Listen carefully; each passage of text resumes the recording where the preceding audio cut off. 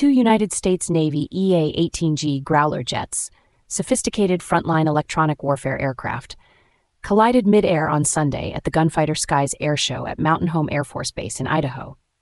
All 4 crew members ejected and are reported to be in stable condition, which is frankly miraculous given what those videos show.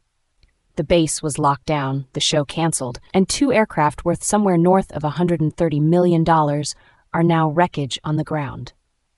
The Navy has confirmed an investigation is underway, but the harder questions about American military readiness are already being asked, or should be. Joining me now are Alex Park, our technology and science analyst, and Marcus Webb, our defense and security analyst. Alex, let me start with you. Is this a freak accident, or is this a symptom of something much more alarming about the state of American air power? Thanks, Emma. Look, the instinct is to say, everyone survived, thank goodness, let's move on. And I understand that instinct, but I think it is profoundly dangerous to indulge it. These are EA-18G Growlers, not training aircraft, not aging platforms. These are the Navy's premier electronic warfare jets, the aircraft you need on day one of any serious conflict with China or a near-peer adversary to suppress enemy air defenses. Losing 2 of them in a single peacetime incident is not a footnote. The US Navy has roughly 160 of these in its entire inventory. That fleet is not being rapidly expanded.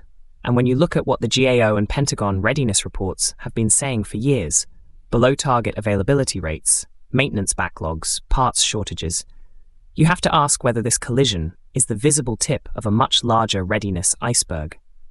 Douglas Murray would say, and I think he'd be right, that institutions reveal their true condition not in their best moments, but in their worst ones. This is one of those moments. Is that a military with its priorities correctly ordered does not lose 2 frontline aircraft at a Sunday afternoon air show. But, Alex, devil's advocate here, mid-air collisions have happened throughout the history of military aviation. Even the best-funded, best-trained air forces in the world have had these incidents. Isn't there a real risk of overreading one accident, however dramatic, as evidence of systemic failure? And Marcus, what's your take on this? Well, look, Emma is raising a fair point, and frankly, I think Alex is jumping to conclusions a little too fast here. Mid-air collisions during complex formation air show maneuvers are not unheard of, and I'm not going to sit here and declare a readiness crisis on the basis of one incident before a single line of the investigation report has been written.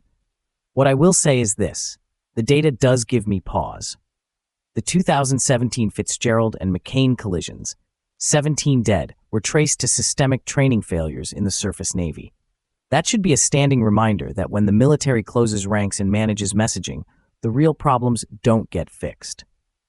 What I want to see here is full transparency from the Navy, genuine congressional oversight, and none of the bureaucratic self-protection that typically follows an embarrassing incident. The financial loss alone, somewhere around $150 million in destroyed hardware, demands an honest accounting to the American taxpayer. I hear what Marcus is saying, but with respect, that misses the point entirely. We're not talking about a random equipment failure on a routine training flight. This happened in front of a civilian crowd, at an air show, in a carefully briefed, pre-planned performance. These crews knew the exact maneuvers they were supposed to execute, and yet 2 of them ended up in the same piece of sky. That doesn't happen without something going wrong at a level deeper than one bad day. I've looked at the readiness numbers.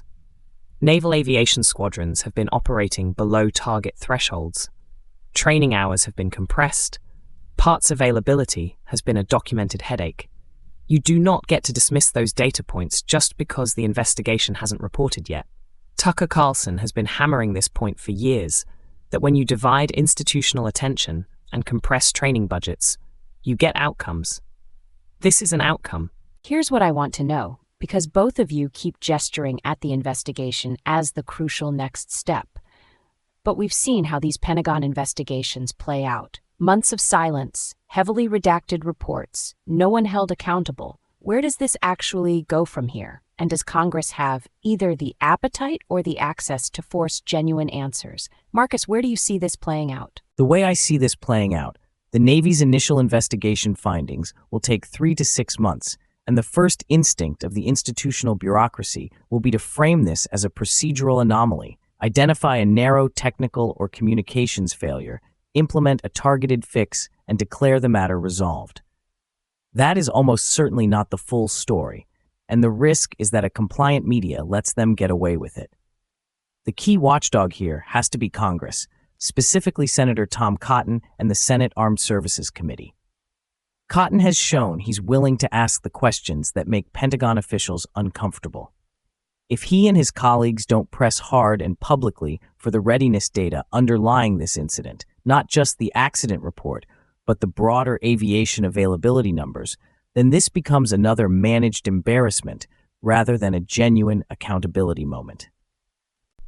Here's what concerns me most, and this is the scenario that keeps serious defense analysts awake at night.